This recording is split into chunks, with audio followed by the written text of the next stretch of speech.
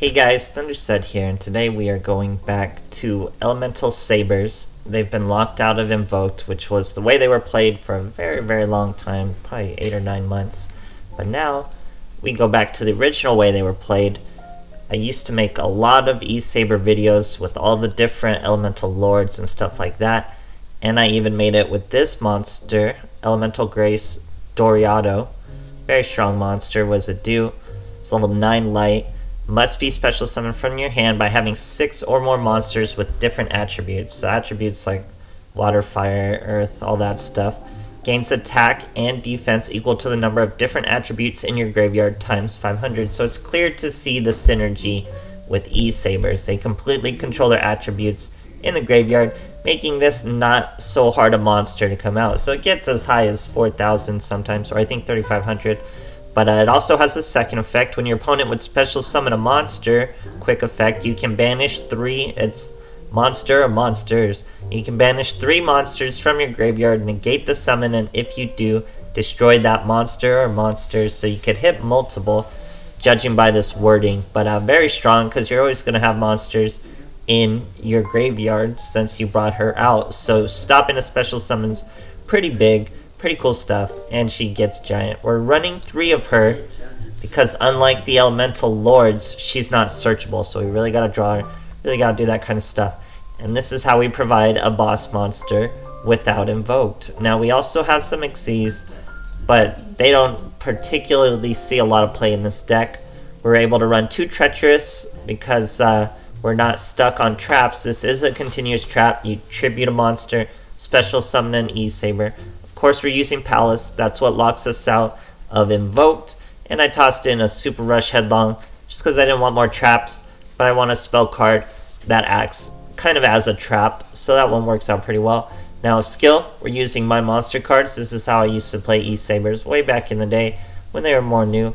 And we're running 3 Molehue, obviously, 2 Lapaluya, and then 1 Mako, Nalu, Ina, and Makani to match the skill. All you need is 6, then you're more likely to have lower level monsters in your hand. So it makes for pretty good hands. You obviously really want Palace most of the time, but it's really hard to get a really bad hand with this deck. I'll definitely try all the other elemental lords once again now that invoked are gone. It's probably best for E-Sabers in the long run. It'll get people on them harder, more creative stuff, so it should work out well. Hope you guys enjoy, and thanks for watching. Alright, here we are facing an Akiza, going second. No Saver Mat. 21 cards also. So show my monster cards. Start with a Molehue, and a Lapa, and a Palace. Gozuki's gonna throw away Spirit Master, so usually when that happens, I assume they have that trap card that banishes from their graveyard. I don't think that's true here, but that's usually what that means. So here he's going to Ballista Squad his Gozuki to destroy our Molehue. We're going to use his effect to dump Makani just to get him in the graveyard. We're still going to get destroyed, obviously. Gozuki's effect banishes Spirit Master, special summons Solitaire, destroys our Palace, so that's mostly why he did it. Now he's going to Solitaire into a Spectral Sword, set some back row, poke at us for 800.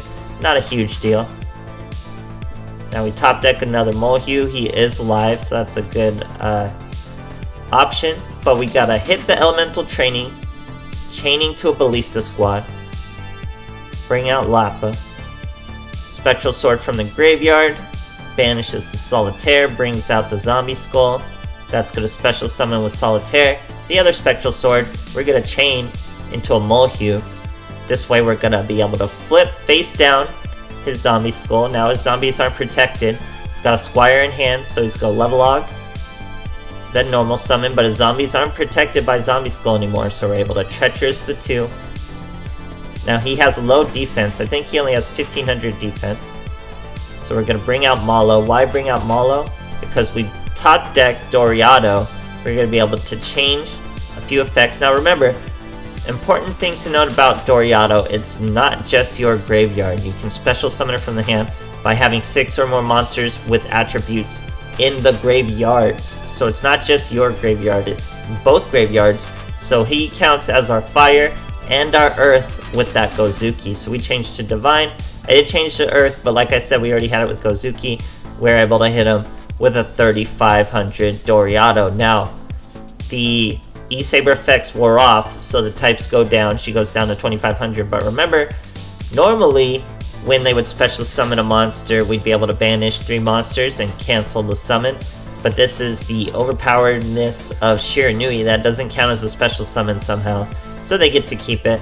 We're going to training out our Malo into a defense position, Nalu, and he stops the swing. Use a few effects to get our Doriado up. He's going to switch our Nalu to defense, not a big deal. Switch once again, Doriado's up to 3500. He's going to hit us with Forbidden Lance. Brings us down to 2700. 300 life points left. We're able to use training, bring out our last monster, even at 900 attack. More than lethal. Fantastic duel, guys. Alright, here we are facing a Leo. Going second. Now, Leo usually means level Og, which usually means Shiranui. We show my monster card. Start with a bunch of monsters this time. But we do have our Palace, so it's probably going to be a good duel. He sets 2 back row. We top deck another monster. So we're going to normal summon Mohu. Swing for 1900. He just lets it happen. I do believe he did have options though. So now he's going to normal summon Solitaire.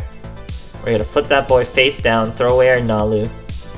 He's going to hit our effect with Ultimate Providence, so we're actually going to lose the Mohu.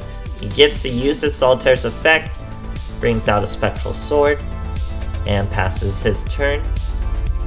We're going to normal summon another Mohu. Pass our turn. We don't want to give him that Spectral Sword in the graveyard. He sets his back row in the end phase. We're going to flip his boy face down just to get more monsters into that grave. So now we get a Treacherous, very good card. We're going to use Aina. She's going to dump a Malo, give us a special summon of a Lapolia, or Lapola, however you say that word. But we get hit with Ultimate Providence, so no special summons, and we lose the other monster. So he flips up his Spectral Sword. I think he was trying to bait this one boy into attack, but didn't anticipate we could just use Palace to get another Mohu. So even losing one would not be a big deal, and he just concedes to the lethal. Great stuff, guys. Alright, here we are facing Sartorius. Going second. No sleever map for our boy.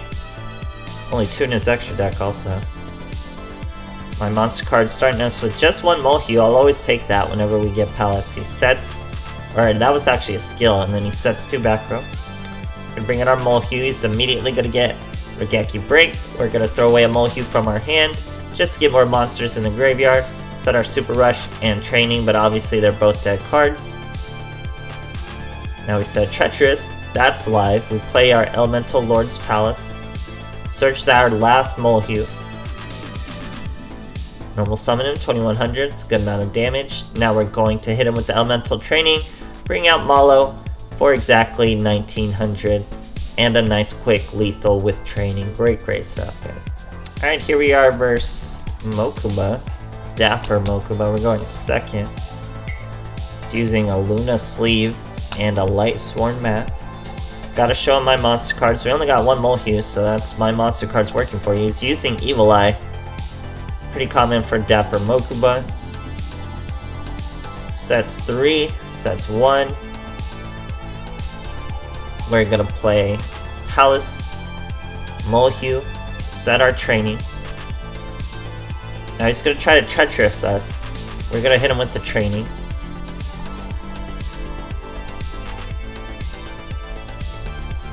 We bring out Lapalulu, or Lula.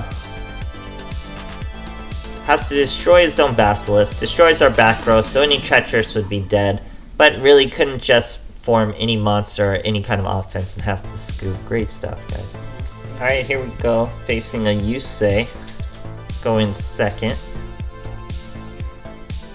Looks like a Stardust mat and sleeve there. So we're starting with Doriado. We have Elemental Palace, so it's going to be a good duel. Normal summon Mohu. no answer from our opponent. He's gonna draw since low level, so he actually did want to take that damage. Of course, Senatus will not work as a play, and I guess he was just hoping I wouldn't have another monster, and he was focusing on just surviving another turn. But clearly, with Palace, there's no way that was ever going to happen. I could have even searched another monster with Palace, so it was pretty hopeless for him. But there's still a massive control deck, guys. Even when you're not getting your boss monster out, as long as you have Palace, you're gonna have high enough attack. You're gonna control duels. Treacherous is gnarly. Works out really well. So Sabers still have some life. That's what I'm saying. It's probably better for them. They're probably gonna be better optimized without the crutch of Invoke. So I'm expecting to see some variation. We'll see down the line though. So I hope you guys enjoyed, and thanks for watching.